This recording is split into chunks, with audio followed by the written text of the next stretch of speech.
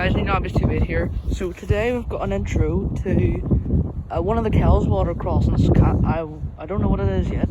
This crossing's LEDs, keep crossing clear sign. This concept cross out signal box, location ID XL31 location. Oh, it's Kellswater South. Right, okay. Good reference 30, 93, 72, 39, 61, 62. Note that you're calling maybe you're recording. Oh, now this crossing's quite rare actually, because we'll have two sets of LEDs, keep crossing clear, new alarm on this one, keep crossing clear, mossy LEDs up there, a barrier, M20 thread, which was made on the 7th of February 2014, 700 kilograms, MK2. There's another signal.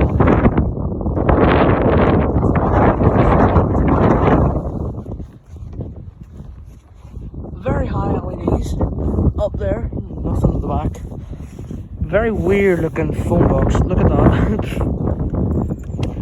Left hand set, the call set with signal box, exactly the same thing. Now let's go to our last set of LEDs. The amber signal is quite bright. Oh, down the line you can see Kellswater North.